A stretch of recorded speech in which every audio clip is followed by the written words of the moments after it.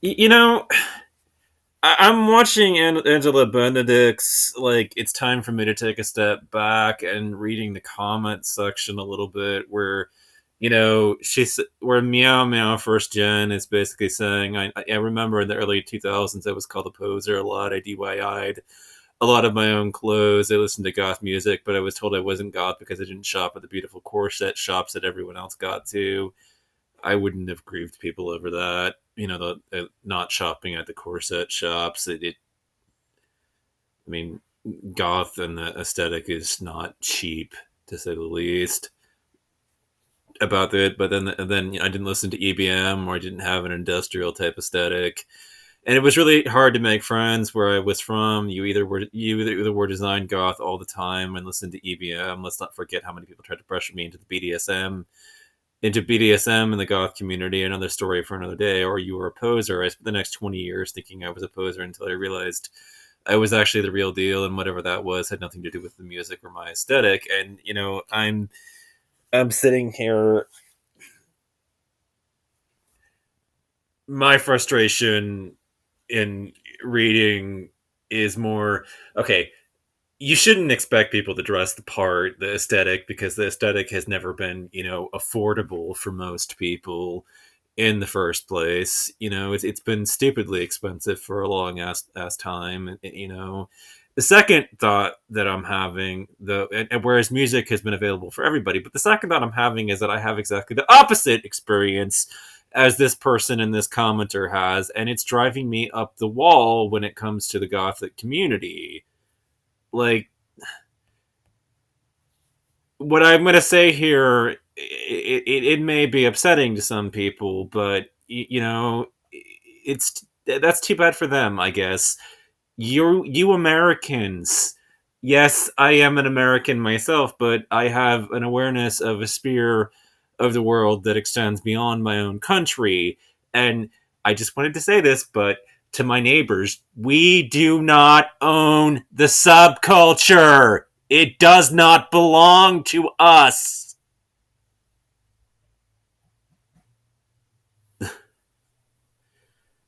I can't stress that enough. And this is what drives me up the wall when it comes to dealing with people and everything. It's this idea that if you do listen to EBM, you're one of the fakers. You're a poser. You have to listen to Bajas and everybody else to be one of them and to be accepted as one of them. And it's gotten me to the point where like I had to come out here and say something. I mean, if people like me are ultimately misled into thinking that we are goths, and that's your take on things, then I would refer you to V&V Nation's talks about Sophie Lancaster and why he wrote Illusion and everything else. The thing that drives me up the wall here, at the end of the day, about EVM and everything else, is just that we're being bullied basically ourselves by people that are implying that we're posers because that's what we do listen to, and that we don't belong in the scene. And if people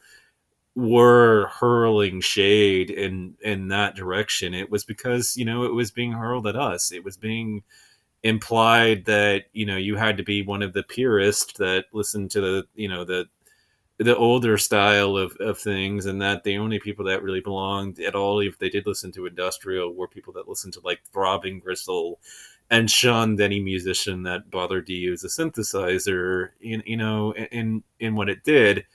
And you know Where were you when you heard about the murder of Sophie Lancaster, and what went through your mind? On a plane. I I'm read gonna it on the link way to invest.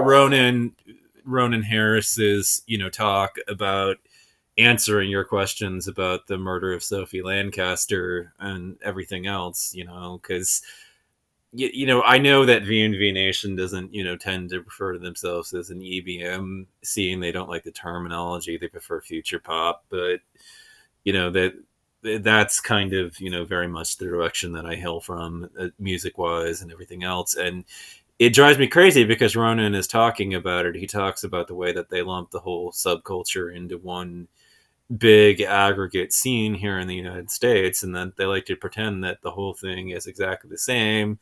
Whereas over there in Europe, we would just be thought of as electro goths, and that would be the end of the discussion. It wouldn't have been such a huge, fight over what identity meant and what you had to listen to when it came to music. And if Angela wants to listen to Bauhaus and then other, people consider that to be what the real deal is, they can have their, version and interpretation of goth, but please do not freaking try to tell me that I don't belong here.